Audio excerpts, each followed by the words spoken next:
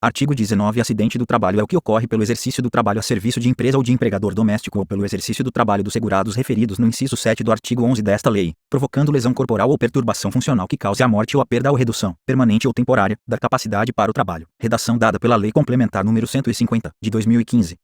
Parágrafo 1º. A empresa é responsável pela adoção e uso das medidas coletivas e individuais de proteção e segurança da saúde do trabalhador. Parágrafo 2º. Constitui contravenção penal, punível com multa, deixar a empresa de cumprir as normas de segurança e higiene do trabalho. Parágrafo 3º. É dever da empresa prestar informações pormenorizadas sobre os riscos da operação a executar e do produto a manipular. Parágrafo 4º. O Ministério do Trabalho e da Previdência Social fiscalizará, e os sindicatos e entidades representativas de classe acompanharam o fiel cumprimento do disposto nos parágrafos anteriores, conforme dispuser o regulamento. Artigo 20. Consideram-se acidente do trabalho, nos termos do artigo anterior, as seguintes entidades mórbidas. Inciso 1. Doença profissional, assim entendida a produzida ou desencadeada pelo exercício do trabalho peculiar a determinada atividade e constante da respectiva relação elaborada pelo Ministério do Trabalho e da Previdência Social. 2. Doença do trabalho, assim entendida a adquirida ou desencadeada em função de condições especiais em que o trabalho é realizado e com ele se relacione diretamente, constante da relação mencionada no inciso I. Parágrafo 1º. Não são consideradas como doença do trabalho. A linha A, a doença degenerativa, a linha B, a inerente a grupo etário. A linha C, a que não produz incapacidade laborativa, a linha D, a doença endêmica adquirida por segurado habitante de região em que ela se desenvolva, salvo comprovação de que é resultante de exposição ou contato direto determinado pela natureza do trabalho. Parágrafo 2º. Em caso excepcional, constatando-se que a doença não incluída na relação prevista nos incisos 1 e 2 deste artigo resultou das condições especiais em que o trabalho é executado e com ele se relaciona diretamente, a Previdência Social deve considerá-la acidente do trabalho. Artigo 21. Equiparam-se também ao acidente do trabalho, para efeitos desta lei, inciso 1, o acidente ligado ao trabalho que, embora não tenha sido a causa única, haja contribuído diretamente para a morte do segurado, para a redução ou perda da sua capacidade para o trabalho, ou produzido lesão que exija atenção médica para sua recuperação. 2. O acidente sofrido pelo segurado no local e no horário do trabalho, em consequência de, a linha A, ato de agressão, sabotagem ou terrorismo praticado por terceiro ou companheiro de trabalho, a linha B, ofensa física intencional, inclusive de terceiro, por motivo de disputa relacionada ao trabalho, a linha C, ato de imprudência, de negligência ou de imperícia de terceiro ou de companheiro de trabalho, a linha D, ato de pessoa privada do uso da razão.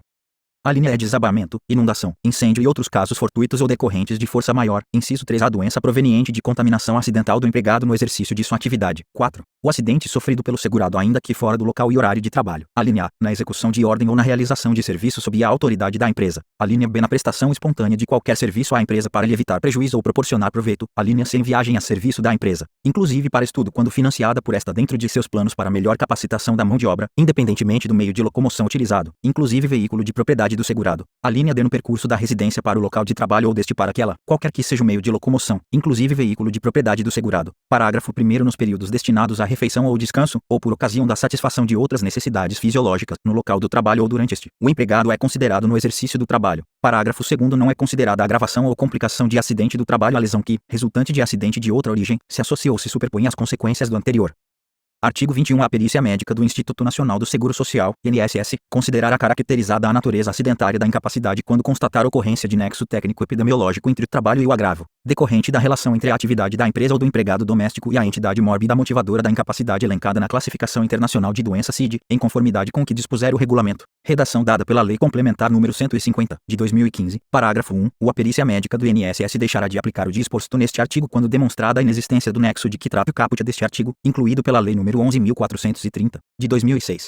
Parágrafo 2º. A empresa ou empregador doméstico poderão requerer a não aplicação do nexo técnico-epidemiológico, de cuja decisão caberá recurso, com efeito suspensivo, da empresa, do empregador doméstico ou do segurado ao Conselho de Recursos da Previdência Social. Redação dada pela Lei Complementar número 150, de 2015. Artigo 22. A empresa ou empregador doméstico deverão comunicar o acidente do trabalho à Previdência Social até o primeiro dia útil seguinte ao da ocorrência e, em caso de morte, de imediato, à autoridade competente, sob pena de multa variável entre o limite mínimo e o limite máximo do salário de contribuição, sucessivamente aumentada nas reincidências, aplicada e cobrada pela Previdência Social. Redação dada pela Lei Complementar número 150, de 2015. Parágrafo 1º. Da comunicação a que se refere este artigo receberão cópia fiel o acidentado ou seus dependentes, bem como o sindicato a que corresponda a sua categoria. Parágrafo 2º. Na falta de comunicação por parte da empresa, podem formalizá-la ao próprio acidentado, seus dependentes, a entidade sindical competente, o médico que o assistiu ou qualquer autoridade pública, não prevalecendo nestes casos o prazo previsto neste artigo. Parágrafo 3º. A comunicação a que se refere o parágrafo 2º não exime a empresa de responsabilidade pela falta do cumprimento do disposto neste artigo. Parágrafo 4º. Sindicatos e entidades representativas de classe poderão acompanhar a cobrança, pela Previdência Social, das multas previstas neste artigo.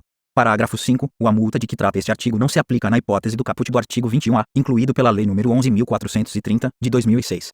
Artigo 23. Considera-se como dia do acidente, no caso de doença profissional ou do trabalho, a data do início da incapacidade laborativa para o exercício da atividade habitual, ou o dia da segregação compulsória, ou o dia em que for realizado o diagnóstico, valendo para este efeito que ocorrer primeiro